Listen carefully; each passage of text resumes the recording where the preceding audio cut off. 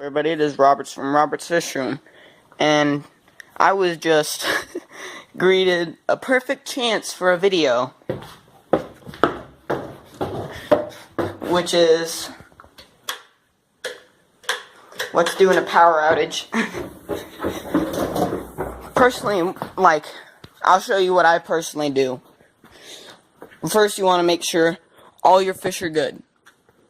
That's priority number one. Like, if you come home and you find out there's a power outage and you don't know how long the power's been out, first thing you want to do, look at your fish. These guys are good. He's good. My angels are good. I just got them. Haven't shown them off yet.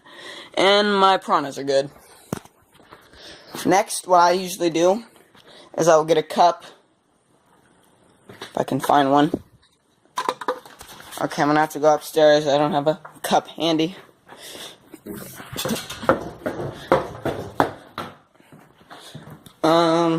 Let's see here. Cups. Sorry about that. I am unprepared. I'm kind of in a rush. I thought I might as well make a video, because perfect time. Crap. Usually what I'd use is a red Solo cup, but I can't seem to find any. So in my case, I'm just going to use this random cup. Little plastic cup. Glass works just as well. It's just drinking glass. Not all people want to drink from one that had fish water in it. If you're wondering, I have a headlamp on just to make my life a lot easier. But what you want to do, take your cup.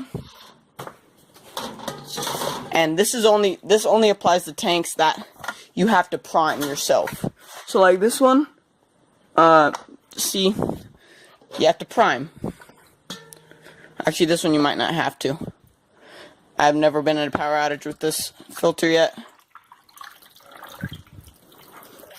Nope, you have to prime it. Alright. So, that's one primed.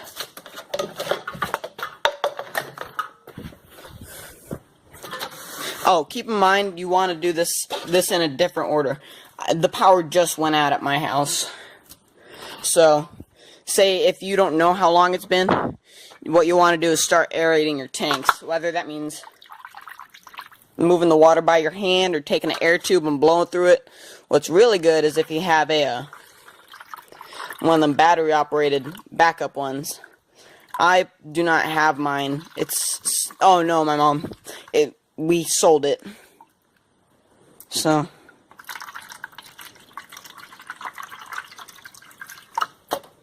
This is one that sucks all the water out. It's a pain.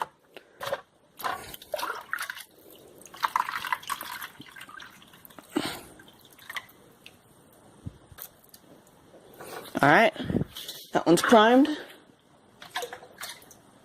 And no other tanks that I have need primed. Except for kind of that one.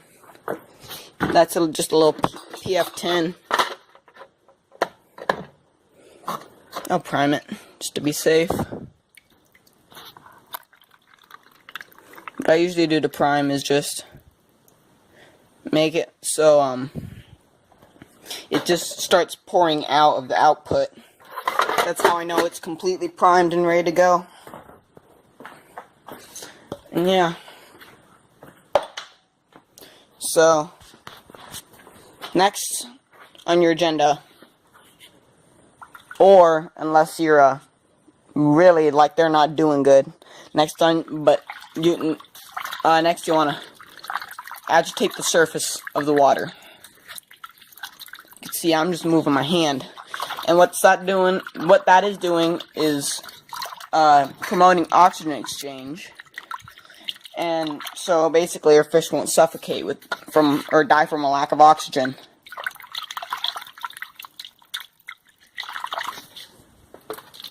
If you have multiple fish tanks and say one of them has a disease, I'd use the other hand for that one. And if you have piranhas in a tank, just make sure they're scared of your hand. Like mine, a while back, they tried to bite me, so I kind of shoot them away. I think I told you guys the story. But I made them scared of my hand, basically.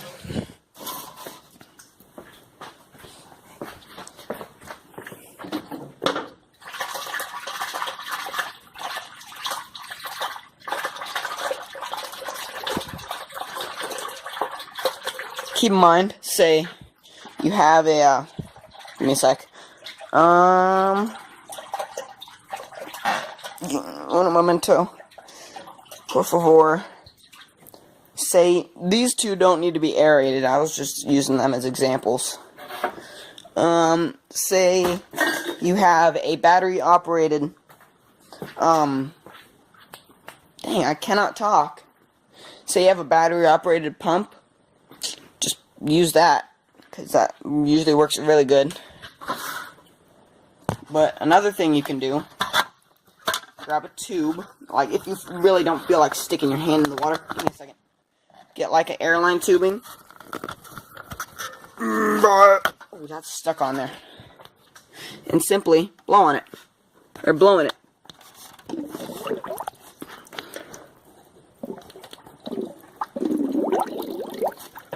Here.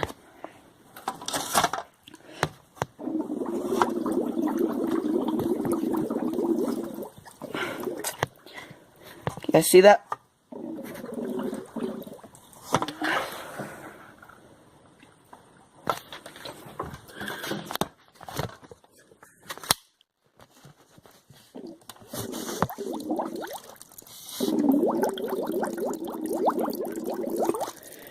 But yeah, and another thing to do not feed them. Remember this. Even if it, like, you have a fish that's bad about if it doesn't eat, it'll not do very good.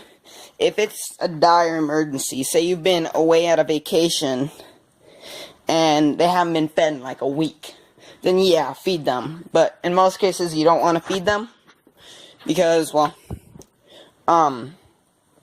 what'll happen, it'll just build up more ammonia and more not even nitrates, just ammonia from the fish waste.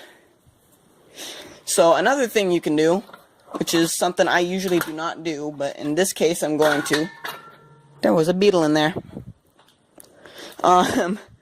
Take your, like say you have biological media, just drop it in there. And that'll keep it alive. And that'll also help with the nitrogen. If you want, you can put in your carbon, but I usually don't worry about that. Yeah. And my biological media in my other tank, or in this tank, is kind of hard to get to because I have a canister filter. Yeah.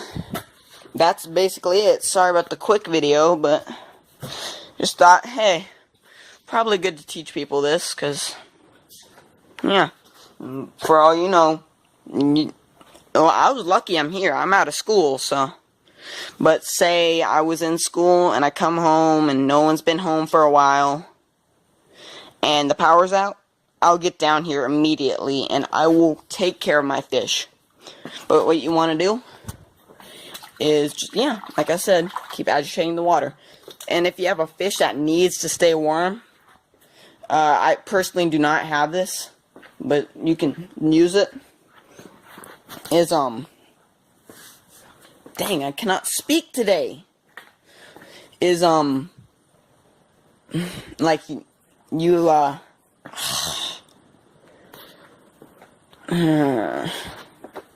just, like, say you have, like, a battery-operated lamp that takes normal light bulbs, or something like that. Just put it up against there if it gets hot. So if it's like an old flashlight and it gets pretty hot, then I'd usually put that there. I used to have one that I could use a light bulb like this, but the heat ended up killing one of my fish, so I stopped using it. So yeah, that's basically it. I'm going to pause this recording and I can't speak. Sorry, my hands are shaking too. I'm gonna pause this recording and I will start recording when when the power comes back on. So yeah, I'll see you guys in a second, which is gonna be like an hour for me, but still. One other thing you can do, just to keep your head up, sing a song. For example, staying alive, staying alive. Not gonna sing the rest of it, 'cause it is copyright. I don't wanna get a strike. But yeah, you guys get what I'm saying. And just, yeah. And like, I will survive, even though this is copyright. I'm not gonna sing it right. I know I'm stupid, just still. Yeah. Yeah. But now I'll see you guys when the power turns back on. I forgot to mention, if your fish are really temperature sensitive, so if they're too cold and they could die from being like at room temperature water, or it's just winter and your house starts getting freezing, what you want to do, get a towel or a couple of towels or a blanket or something. I'm just going to use towels because that's what I have handy. Plus my mom don't like me using the blankets for fish. So yeah, just take it. And my piranhas, they're pretty good about temperature, but I'm just using them as an example because they're the only ones that have a heater in their tank. Oh, maybe not. Heater's still in that tank, isn't it? Wait, what? Where? What? Wait, where's my heater? It's not in there. It's not in this tank. Am I just stupid? Or, where's my heater? Am I just dumb? Where is my heater? I'm pretty sure I'm just dumb. No, I can't find my heater. What in the... Okay, then. I'm gonna have to look for that. I took it out. I must have taken it out to clean it and forgot to put it back in. Oh, yeah, I don't think I put it back in because my mom told me time for dinner. She made salmon that night, so I came up and I ate that.